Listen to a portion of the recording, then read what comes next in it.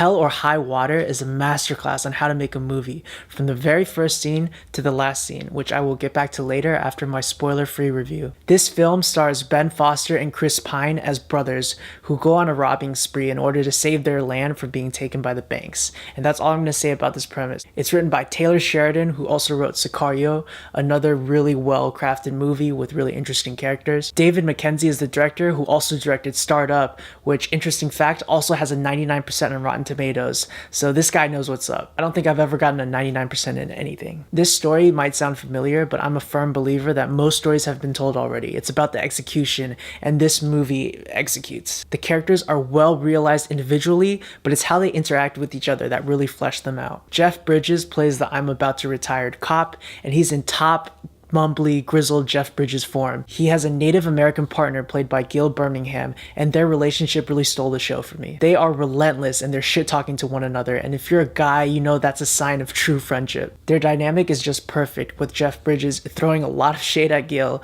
who just rolls his eyes, but you know that they've been working together for a long time and they really care about each other. This film reminded me a lot of other great films, so Jeff Bridges and Gil's relationship reminded me a lot of End of Watch, while the brothers' relationship, played by Chris Pine and Ben Foster, reminded me a lot of The Town, who were also a band of robbers who were as close as brothers, even though in this film they actually are brothers. There's a difference though. So in The Town, Ben Affleck proved that he could actually direct, and in this one, Ben Foster proved that he can actually act. If you've seen the movie Warcraft, you know exactly what I mean. He gives one of the most outrageous performances. I rolled my eyes so hard every time he came on screen. They just got stuck in the back of my head. I didn't have a lot of faith in Ben Foster after that performance, but I think he completely redeemed himself in this film. Ben Foster, the actor, completely melts away, and all I see is this character who's very reckless, who's pretty violent, but at its core, he cares about his family, he cares about his brother. Chris Pine's performance is completely overshadowed by Ben and Jeff Bridges,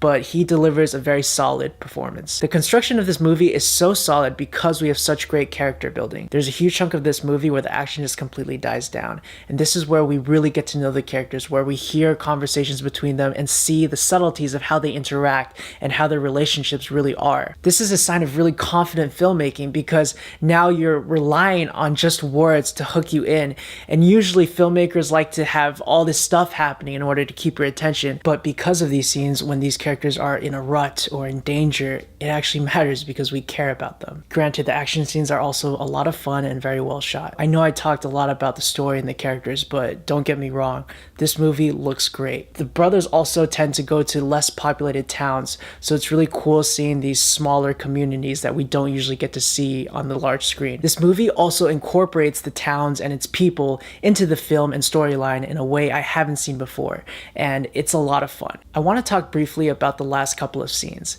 This isn't really a spoiler, but I would skip this part if you want to go in completely fresh. When this film didn't end where I expected it to, I thought they had missed an opportunity to keep it short and sweet and to leave it open-ended. I didn't want it to continue because it seemed like they were about to just give us all the answers about what had happened, even though based on the concise and clear storytelling, I could already infer what was going to happen. You didn't have to spell it out for me. But it actually gave us something new. It wasn't a twist, but it was the logical escalation of things that had happened prior. I definitely don't want a sequel, but I was on the edge of my seat till the credits rolled, and it definitely left me hungry for more. The last scene was also the perfect example of amazing subtext. The characters say one thing, but you know they mean something completely different, and it was just so well done. Are there any flaws?